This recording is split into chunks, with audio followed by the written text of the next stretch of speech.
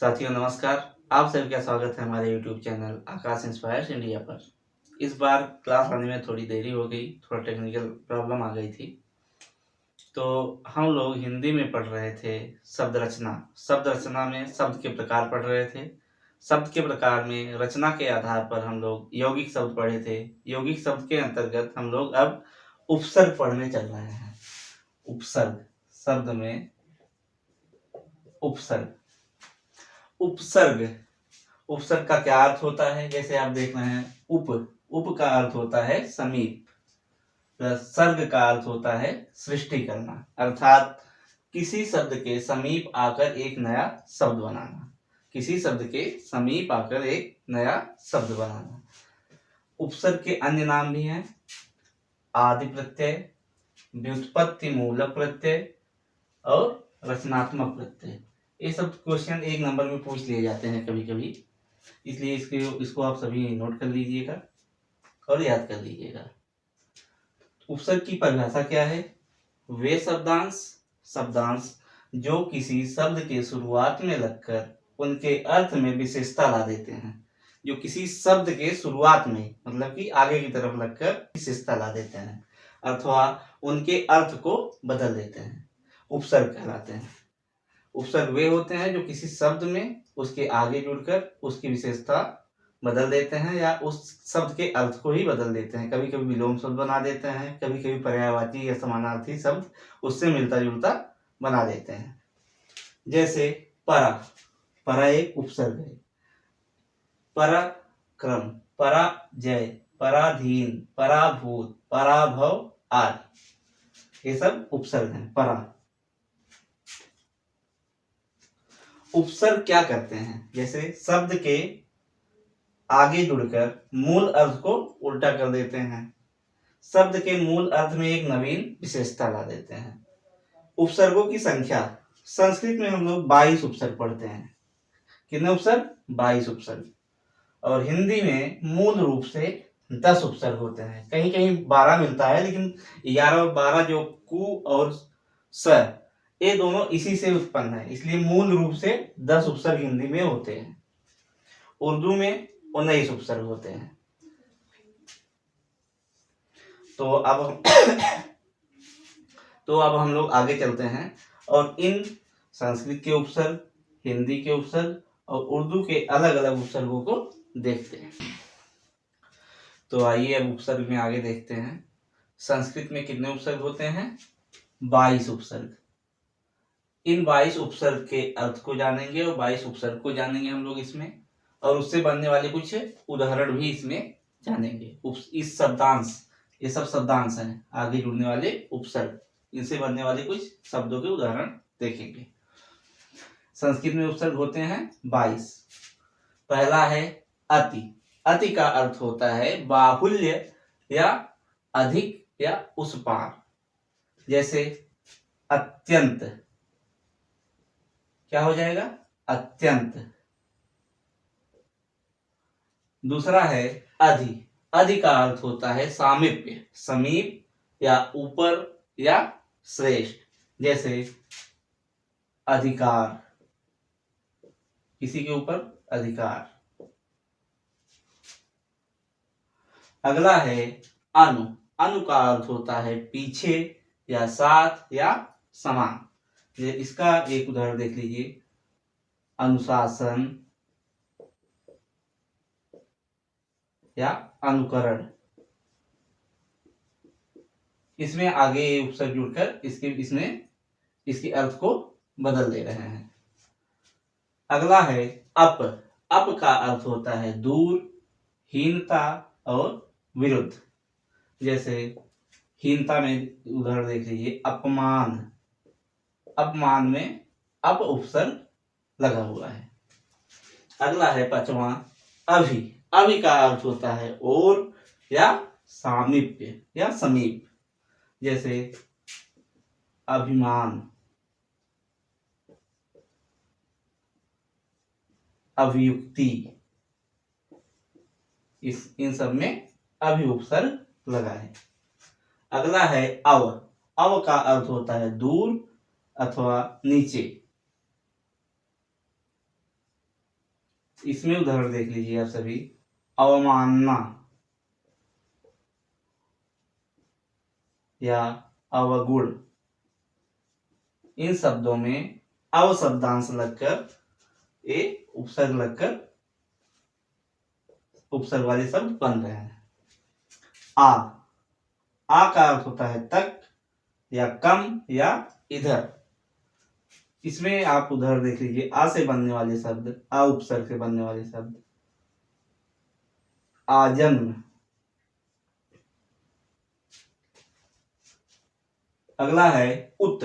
8वां क्या है? उत उपसर्ग। इसका अर्थ होता है ऊपर या उन्नति। इसमें उदाहरण देख लीजिए। उत्कल, जब आप जनगणमन पढ़ते हैं उसमें उत्कल बंगा, उत्कल आता है ना, तो उसमें उत उपसर्ग लगा होता है। अगला है उप उपसर्ग। उप का अर्थ होता है निकट, सहायक या छोटा।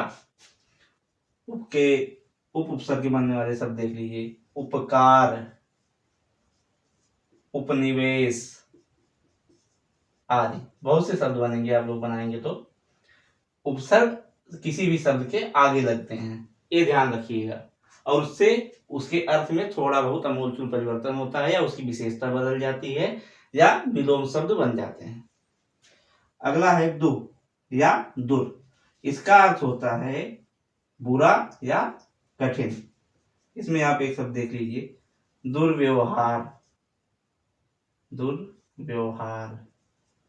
इसमें कौन सा उपसर्ग लगा है? दुर या दु। अगला है दुस दुस। इसका अर्थ होता है बुरा या कठिन, जैसे दुश्चरित्र। इसमें कौन सा उपसर्ग लगा है? दुस। अगला है 12वां उपसर्ग है नी। नी का अर्थ होता है नीचे या भीतर, निकट। इसमें कौन सा उपसर्ग लगा है? नी। निर्विकार, नहीं निर्विकार नहीं होगा इसमें। नी में निकट। अभी आगे और भी उदाहरण बताए जाएंगे। 13वां है निह या निस। इसका अर्थ होता है बिना, बाहर, निषेध। इसका उदाहरण देख लीजिए। निषेध।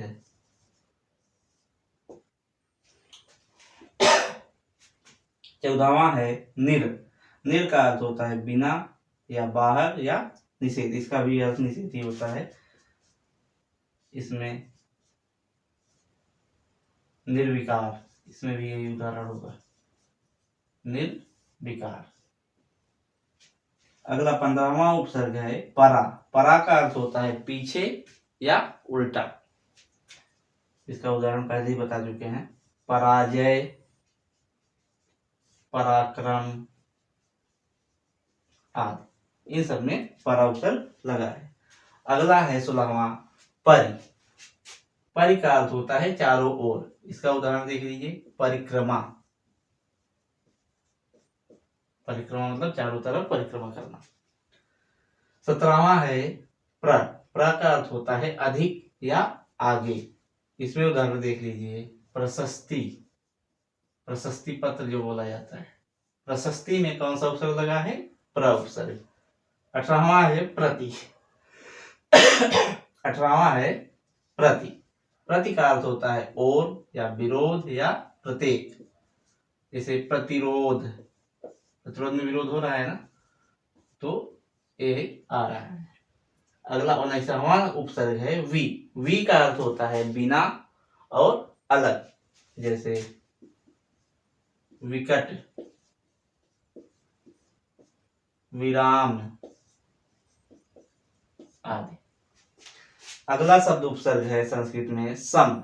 20वां है सम। सम का अर्थ होता है पूर्ण और संयोग, जैसे संपूर्ण। संपूर्ण में कौन सा उपसर्ग लगा हुआ है? सम। अनुस्वार लग गया तो उसका अर्थ मतलब है सम। या संस्कृत, संस्कृत। संस्कृत में भी सम उपसर्ग लगा है। कभी कभी एक टेट यूपी टेट में आराम से क्वेश्चन पूछ लीजिए, लगभग फिक्स ही होता है साल, ऐसे क्वेश्चन पूछ लिए जाते हैं सम से संबंधित। संस्कृत हो गया, संपूर्ण हो गया, ये सब पूछ लिए जाते हैं एक नंबर में। 21वां शब्द है अन। अन का अर्थ होता है नहीं अर्थात बुरा। इसका उदाहरण है अंतर। 22वां शब्द है सु। सु का अर्थ होता है अच्छा, सुंदर या सहज। इसमें उदाहरण देख लीजिए, सुविचार, सुसंपन्न आदि। मतलब सबके अर्थ के अनुसार जो इतने 22 उपसर्ग दिए गए हैं, सबके अर्थ के अनुसार ही शब्द की विशेषता बनती है। ये सब आप लोग नोट कर लीजिएगा, 2-4 बार पढ़ेंगे याद हो जाएगा। और इससे संबंधित जो भी उपसर्ग बने हैं ऐसे ही क्वेश्चन एग्जाम में आते हैं। तो आइए हम लोग अब आगे चलते हैं, इसको मिटाते हैं, फिर आगे देखते हैं हिंदी वाले उपसर्ग। हिंदी वाले उपसर्ग 10 होते हैं, उसके बारे में जानेंगे। तो हम लोग संस्कृत के उपसर्ग देख चुके, इसमें 22 उपसर्ग होते हैं। और अब आगे आइए देखते हैं हिंदी के उपसर्ग। हिंदी में कितने उपसर्ग होते हैं? 10। इन 10 उपसर्ग को देखेंगे, उसके बाद उन उपसर्गों के अर्थ को देखेंगे और इन उपसर्गों से बनने वाले कुछ उदाहरण भी इसमें हम देखेंगे। तो आइए देखते हैं, पहला उपसर्ग क्या है? अ या अन। इसका अर्थ होता है रोकना या मना करना। तो इससे बनने वाले उदाहरण देखते हैं, अनादर, अनंत। इन सब में कौन सा उपसर्ग लगा है? अन। अगला उपसर्ग क्या है हिंदी में? अध, जिसका अर्थ होता है आधा या अपूर्ण। जैसे इसमें उदाहरण देख लीजिए, अधमरा, अधजग, अधजल। एक कहावत भी है, अधजल गगरी छलकत जाए। अगला है उन। उन का अर्थ होता है एक कम। जैसे गणित में देखते हैं 59, मतलब 60 से एक कम। 49, 50 से कम। 29, इन सब में कौन सा उपसर्ग लगा है? उन। अगला है, चौथा है हिंदी में उपसर्ग अव। इसे अव भी कह सकते हैं और अव। इसका अर्थ होता है मना करना। इसमें बढ़िया उदाहरण है अवमानना। अवमानना का अर्थ होता है मना करना। इसमें कौन सा उपसर्ग लगा है? अव। अगला उपसर्ग है दु। दु का अर्थ होता है हीन या बुरा। इसका उदाहरण है दुबला। दुबला में कौन सा उपसर्ग लगा है? दु। दुकाल, इसमें भी 2 उपसर्ग लगा है। अगला है छठवां नी। नी का अर्थ होता है अभाव, विशेष या निषेध। नी उपसर्ग से बनने वाले शब्द हैं निकम्मा। अगला है बिन। इसका अर्थ होता है निषेध। इसमें शब्द बन सकता है विनाश। 8वां उपसर्ग है भर। भर का अर्थ होता है ठीक या पूरा। इस उपसर्ग से बनने वाले शब्द हैं भरसक। इसमें कौन सा उपसर्ग है? भर। 9वां उपसर्ग है कु। कु का अर्थ होता है बुरा या हीन। जैसे कुपुत्र। इसमें कौन सा उपसर्ग लगा है? कु। 10वां है सु। सु का अर्थ होता है श्रेष्ठ। जैसे सुसंगठित। सुसंगठित। हिंदी में कहीं कहीं आपको देखने को मिलेगा कि 12 उपसर्ग होते हैं। 12 नहीं होते, इसी में क और स इंक्लूड होते हैं, तो इसलिए इसे 12 कह दिया जाता है। मूल रूप से 10 ही उपसर्ग हैं। अ, अद, उन, अव, दु, निन, नी, बिन, हर, भर, कु, सु। इतने उपसर्ग हैं। ये उपसर्ग के अर्थ हैं। ये कुछ उदाहरण इन उपसर्गों से बनने वाले। तो आइए हम लोग अब आगे चलते हैं उर्दू शब्दांशों से बनने वाले उपसर्गों को देखते हैं। तो आइए अब आगे देखते हैं उर्दू में उपसर्ग शब्द होते हैं 19, जिसके अर्थ नीचे दिए गए हैं और कुछ उदाहरण भी लिखे गए हैं। जैसे पहला है अल अरबी भाषा से लिया गया है, जिसका अर्थ होता है निश्चित। इसका उदाहरण देख लीजिए, अल जजीरा में उपसर्ग लगा हुआ है अल। दूसरा है ऐन का अर्थ होता है ठीक या पूरा, जिसका एक उदाहरण बनता है ऐन वक्त या ठीक समय पर। ऐन उपसर्ग इसमें लगा हुआ है। तीसरा है कम का अर्थ होता है थोड़ा और हीन। इसका शब्द जो बना है उदाहरण कमोवेश में उपसर्ग लगा हुआ है कम। चौथा शब्द है खुश का अर्थ होता है अच्छा या शुभ। इसका उदाहरण है खुशकिस्मत। पांचवा शब्द है उर्दू का उपसर्ग गैर का अर्थ होता है भिन्न या विरुद्ध। इससे बनने वाला उदाहरण है गैर जिम्मेदार। छठवां है दर का अर्थ होता है में। इसका उदाहरण बनेगा दरकिनार में कौन सा उपसर्ग लगा हुआ है दर। अगला है ना का अर्थ होता है अभाव। अगला है फिल का अर्थ होता है में या प्रति। 9वां है ब का अर्थ होता है अनुसार या में। 10वां है बद उपसर्ग का अर्थ होता है बुरा या अशुभ। इससे बनने वाले उदाहरण है बदनाम या बदसूरत। इसमें बद उपसर्ग लगा हुआ है। 11वां है बर का अर्थ होता है ऊपर। अगर इसका उदाहरण देखें तो बरसात में बर उपसर्ग लगा हुआ है। बरसात उर्दू शब्द है। 12वां है बा का अर्थ होता है साथ या अनुसार, जिससे बनने वाला शब्द है बाइज्जत। 13वां है बिल का अर्थ होता है साथ। 14वां बिला का अर्थ होता है बिना। 15वां बे का अर्थ होता है बिना। इससे बनने वाले शब्द हैं बेइंसाफ या बेइज्जत। 16वां है ला, जो कि अरबी भाषा से लिया गया है, जिसका अर्थ होता है बिना या निषेध। 17वां है सर का अर्थ होता है मुख्य या श्रेष्ठ। इसका उदाहरण होगा सरकार में कौन सा उपसर्ग है सर, जो कि श्रेष्ठ माना जाता है। 18वां है हम को संस्कृत के सम से लिया गया है, जिसका अर्थ होता है साथ या सम्मान। उदाहरण में देखें तो हमराज या हमराही।